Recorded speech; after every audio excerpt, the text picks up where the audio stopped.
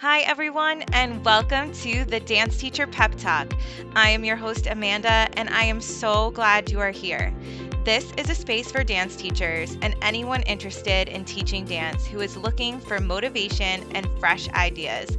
As teachers, we spend our days motivating and giving pep talks to our students, and now this podcast is a pep talk just for you. We hope that it helps to ignite new ideas and even work through some deep dance related thoughts before you head into the studio.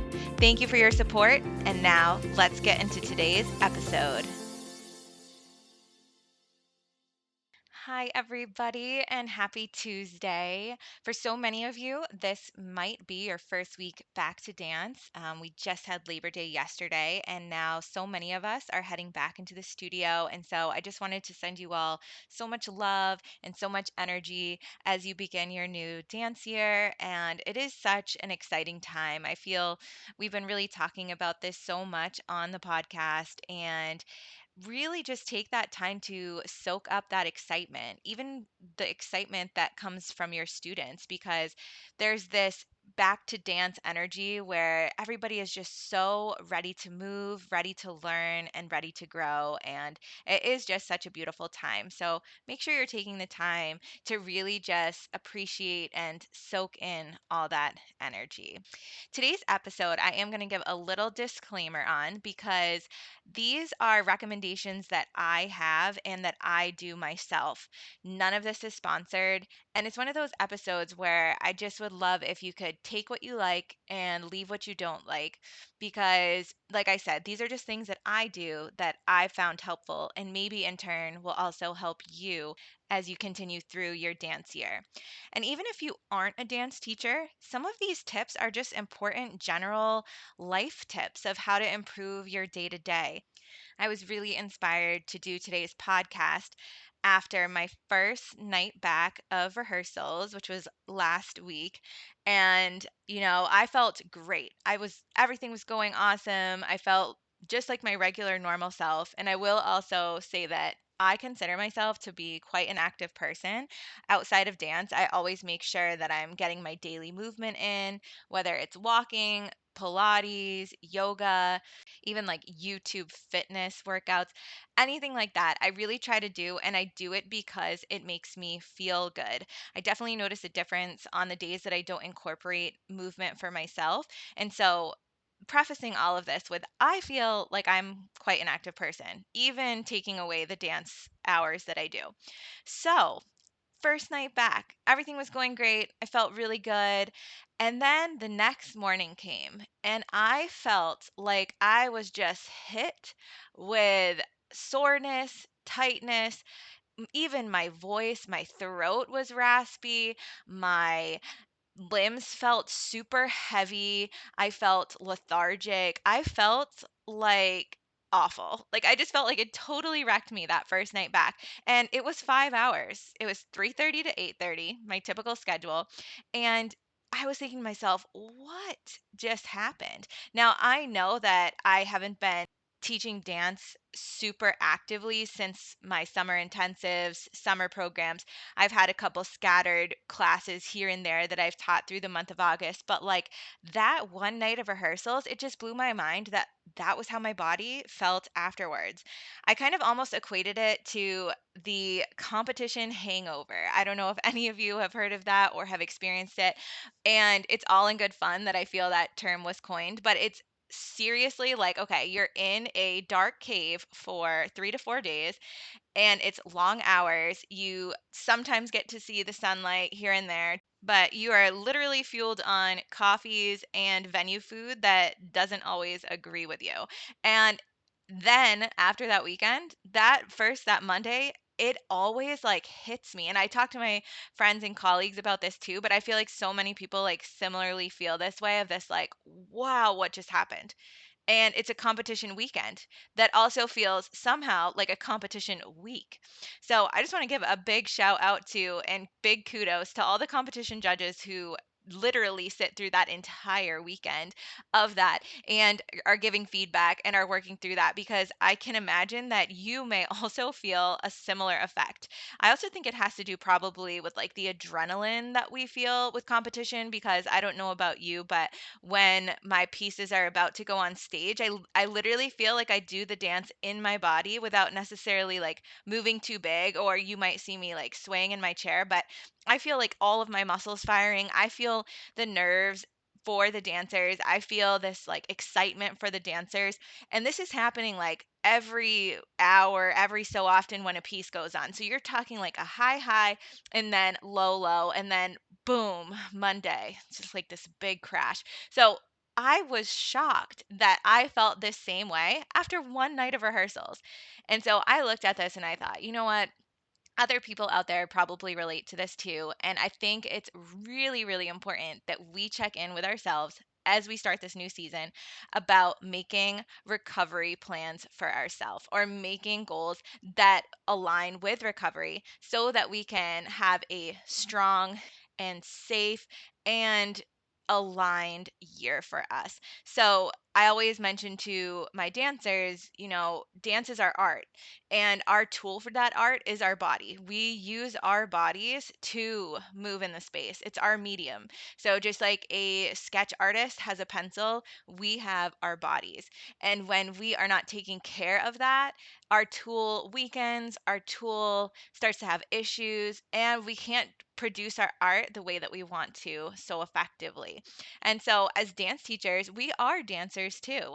And it's so important that we practice what we preach and take the time to include recovery methods into our day to day as well, because we're using our body for our livelihood. We are using it to demonstrate, we're using it to be on our feet and be walking through the classroom throughout your classes and your rehearsals, and maybe showing different ideas and things like that. So it's so important that we create a recovery plan for ourselves as we start the season. So that day after my first rehearsal was a really big wake up call for myself, because I spend a lot of time talking with my students about recovery and how important it is to make sure that you're practicing cool downs and doing things at home to take care of your body, especially after long days of dance and things like that. And I thought to myself, how much am I actually implementing the things that I'm telling the dancers? And it really opened my eyes, because I feel I don't do it at all. I'll be completely honest. Recovery has taken a really back seat for me, because I'm in a period of my life where I feel that I'm giving to others as much as I can. And I keep reminding myself that I need to give back to myself too. And I feel that so many of us are probably in that same boat too. That if we were to say, do you take the time to practice recovery at the end of your night? I feel like the majority of us probably would say no. So, recovery tips, they don't have to be big and large. You don't have to add like this huge hour onto your day about ways to recover. But I've compiled a couple things that I do, or rather, I used to do, that really helped me, that I'm now really going to focus on implementing again for myself this season. So these are things that have worked for me in the past, and it's going to be my plan moving forward. So I think it's important too that we also think not only about our physical recovery, but about our mental recovery as well, because we are putting so much thought into what we're doing every day for our classes. And that can tire our brains out. And if we push and push and push, a lot of the time that can lead to burnout. And so it's so important to have that balance between your physical recovery and your mental. And we're going to talk about both of those today. So let's start off with our mental recovery, because I think it's one that we kind of overlook a lot of the time. And it's one that we really should spend some time with. So, some of the things that have been coming up for me in terms of mental tiredness around dance is comparison. Comparison has been coming up for me time and time again. I don't know if it's because I've just started this podcast and I'm really trying to push the message of Dance Teacher Pep Talk out there, but comparison is something I really notice a lot in the beginning of the year in so many different ways. One being my choreography and the work that I'm doing, because I'm always comparing what I'm doing to last year or to previous years. I ask myself, are these pieces standing out and standing up against the amazing works that I was really proud of doing before? Is the class material that I'm putting together strong enough in comparison to prior years? So I'm always doing this comparison game of, is what I'm doing now good enough? Is what I'm doing now going to hold its own? Is what I'm doing now going to excite the dancers as much as maybe previous ideas have excited them? And so then I also think about comparison of my stuff to others. And Instagram is huge now for that, in the sense of I could be scrolling and scrolling and come across this incredible piece that like blows my mind, like some kind of dance account posted it, and I'll just be so captivated by it, and I find myself comparing the work that I'm doing to that video, or even to that teaching style or method, because there are a lot of reels out there now about how to teach certain things, how to teach certain steps, and I find myself comparing what I do to what I'm seeing. And I have to remind myself that I really need to focus on what I'm bringing to the table, because I have been proud of the work that I've done in past years, and I'm going to be proud of the work that I've done in this year. And just because I might compare my style to another's doesn't mean that one is better than the other. And I have to always remind myself of this, that no one can bring the work that you do out into the world other than yourself. And that is so beautiful. So it's so important to take the time to appreciate that. And when we're comparing with others, maybe instead of comparing, think of it as appreciating. So when I'm seeing something else and I'm thinking about how it compares to mine, I need to remind myself to stop looking for that comparison, because there is never going to be a sameness or a same level. Everybody's level is different no matter what. And what everybody brings to the table is going to be different no matter what. So if this is something that you find yourself doing, I would just allow yourself to take a deep breath and take a look at what's in front of you, and know that if something really is not flowing or working for you, you can always change it. Just because you set something one way one day doesn't mean you need to keep it that way the next. And reflection is a huge part of our growth as teachers. And maybe you can look at that as just a reflection, but also reminding yourself to not be so hard on yourself, because what you're bringing is your art. And there's so much beauty in the art that each of us brings. And if you do find on social media that you're seeing things that maybe are bringing you more upset or like negative energy in your body than inspiration, don't follow those accounts. If you find yourself getting triggered by something as you're scrolling and it sends you into a head spin about your work or the things that you do, and it's not a healthy productivity for yourself, maybe silence those accounts for a little bit and see what happens, because the content and energy that we consume should be inspiring, and it should be things that light us up every day, so that we're not allowing ourselves to backtrack and get into this headspace of, is what I'm doing good enough? Because we are doing amazing work. So just keep reminding yourself of that. Something else for mental recovery that I think is really important is following or reading basic self care empowerment books and messages, because they can light you up. Sometimes just one quote for the day can set you on a whole new page.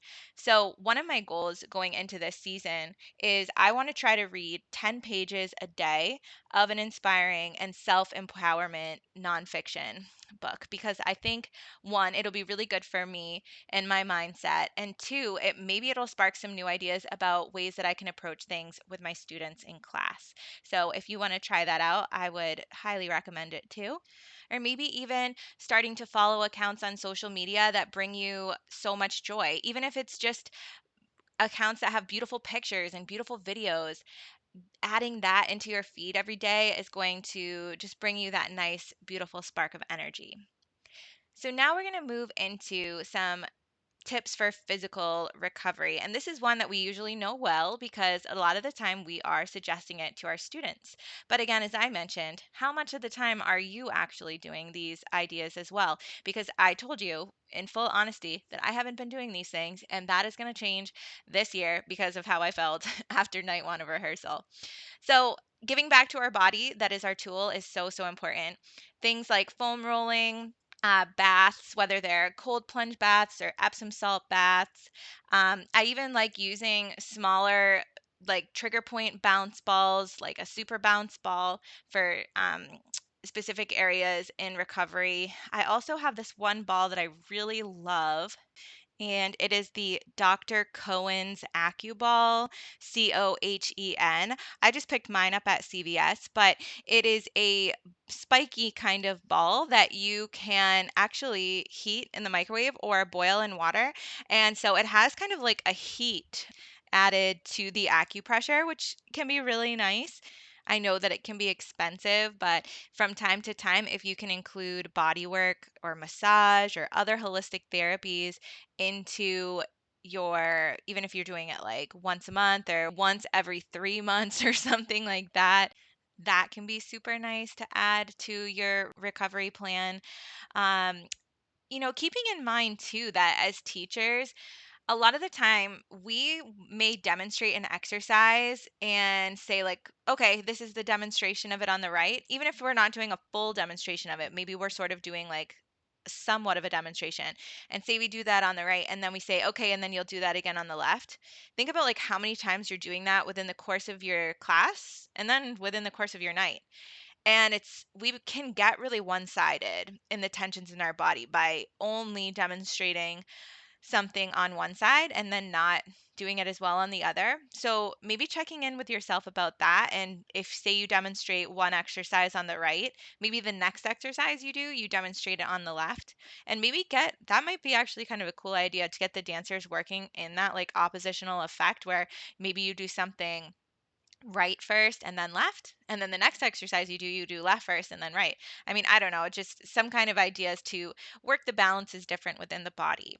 And of course, other movement practices like stretching, yoga, Pilates, anything that when you're moving makes you feel good, but also benefits you with the strength and flexibility that those movement styles provide can also be really great for our recovery. Now, as teachers, not only is our body a part of our tool, but so is our voice. We spend nights teaching over music, loud music, quiet music, whatever it is, and it can take a toll on our voices.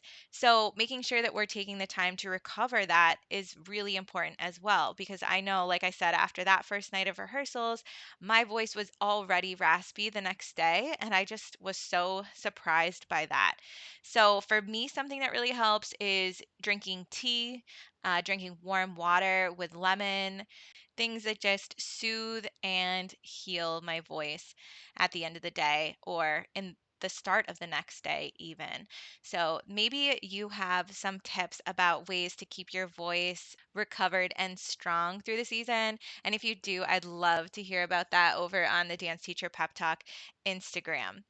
And along with our voice, something else that happens a lot this time of year is back to school, back to dance brings new germs and a lot of newness to our immune system that we might not have been bombarded with over the summer.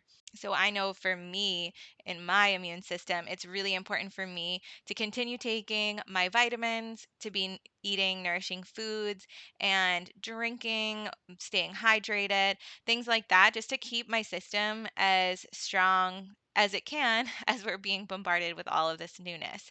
I really do I feel like I was completely and totally influenced by this spray. I'm just looking it up right now. But I really enjoy it. Beekeeper's Naturals. It's a like a throat spray, but you like do a couple of sprays a day or whatnot in the morning, and it kind of tastes like a strong honey. So I guess you could technically even just maybe add some honey into your tea as well. But I found that was really nice.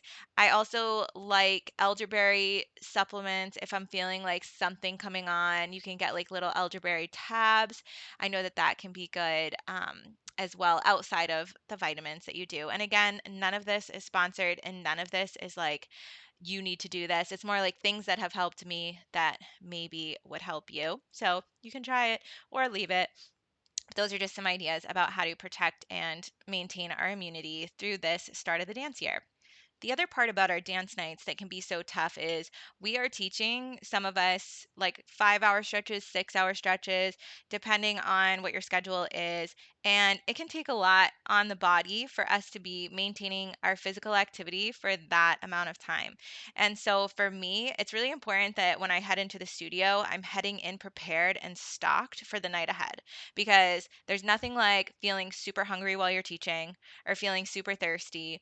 And or even just super tired while teaching and trying to push through because you're focused on like your basic needs, like having food, having water, feeling awake enough to do what you're doing.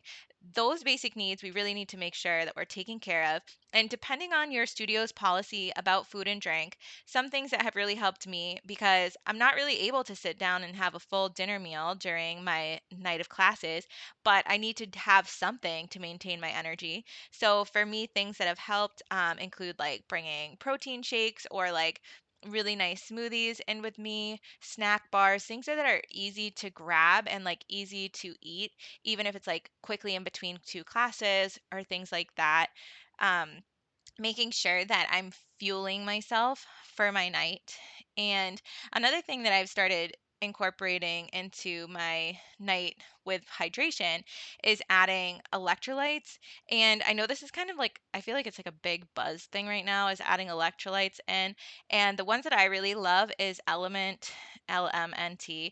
And the reason why I like Element is because to me, it doesn't taste super sugary. So like adding it to my water, I just feel sort of like it's honestly kind of salty. I feel like it's salty. But you can like add as little and then like add more water, whatever balance you want to have. But I really love taking that because I feel like I know that yes, I'm hydrating, but I feel like I'm like super hydrating when I'm adding in those added electrolytes, especially for a long night or a long stretch of dance. And I do feel a difference in my energy and in my overall like feeling of hydration. So that's been really helpful for me. And I know there's a lot of different kinds out there. So I'd say just if you want to try that, add in what works for you.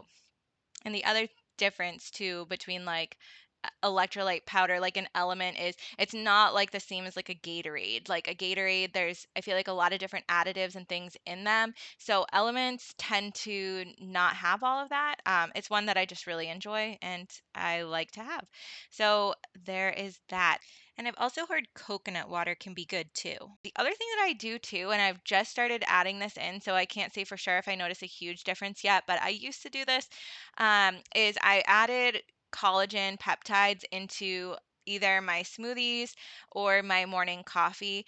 And partly why I do that is I feel that what I've read about collagen is that it can be helpful for joint support and things like that. And where I'm using my body all the time in what I'm doing for my craft and for my livelihood, I feel like if I don't mind taking it and my body feels some significance from it, why not? So collagen peptides, adding it just into my coffee or into my smoothies is just kind of an added boost to helping my bone and joint health. And speaking on bone and joint health, something else that I do now in my teaching that I maybe didn't do in my early years is I wear sneakers when I'm teaching, like actual sneakers. And I find that it helps me when I'm on my feet for a long night. I feel like there's more support.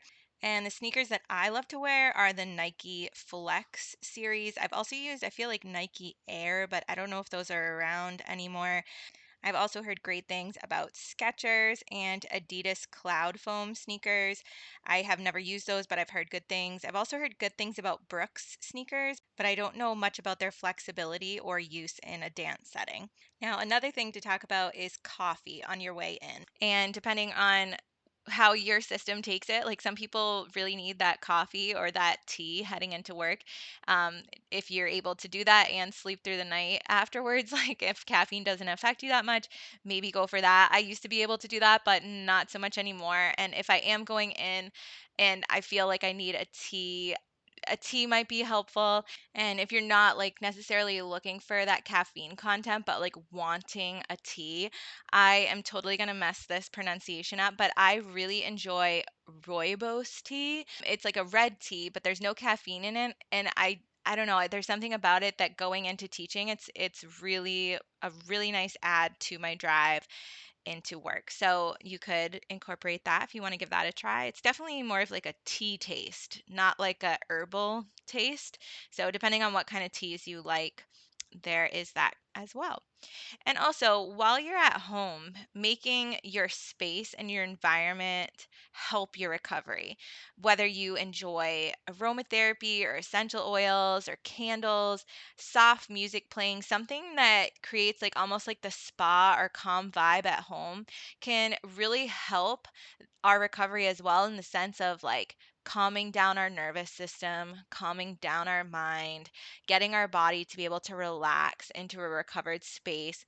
So, making your environment a special place is so important too, because you can make a space that just feels like an any day space or an everyday place in your house into a really special vibe, and something that also helps to settle you, because that feeling of leaving work, leaving the studio, it's like you're like buzzing with energy. You can't even turn music on in the car because it's just too much. Trying to bring in that sense of calm. I feel like a lot of it has to do with like how hyped up our nervous system is. And maybe even too, like going back to that whole competition talk in the beginning, maybe that's about it too. Like not just the adrenaline rush that we're getting, but how hyped up our nervous system is. Just trying to find ways to like ground, settle, and decompress, I think is so important for our recovery. So I know today's episode was a little longer than we typically do, but I just felt like it was really so important to touch upon all of these items, because we hear about them, but do we do them? And if we do them, do we notice a difference with them? And I feel like that's something that we should start our year with this year, is having a goal to not forget about ourselves and our needs by setting up a strong recovery plan, even if it's 3 items, like 3 important items that touch upon each area that you're wanting to have a little bit more support in or a little bit more assistance in. Maybe it's like a mental recovery plan, a physical, or one of each. I know I mentioned that one of my goals as a part of my mental recovery plan is to read 10 pages a day of an inspiring self empowerment nonfiction, just because I feel like that's a good lift me up type of tool. I also, one of my goals is to continue taking my vitamins and staying hydrated. And the third goal is to make space and time for myself non negotiable every day. And that can be 5 minutes, that can be 20 minutes, whatever it is that you're looking for, and making that time and space count for you. Whether it is giving some time for your physical recovery. Maybe I'm going to make sure that tonight I foam roll after I teach, or maybe tonight I'm going to do some gentle stretching, or even get into the bath and just release the tension from the day. Another thing too is just maybe having tea daily so that I'm helping my voice recover from the previous night.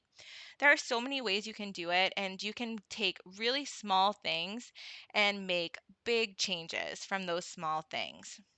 I hope that today's episode inspired you to make some new changes for yourself.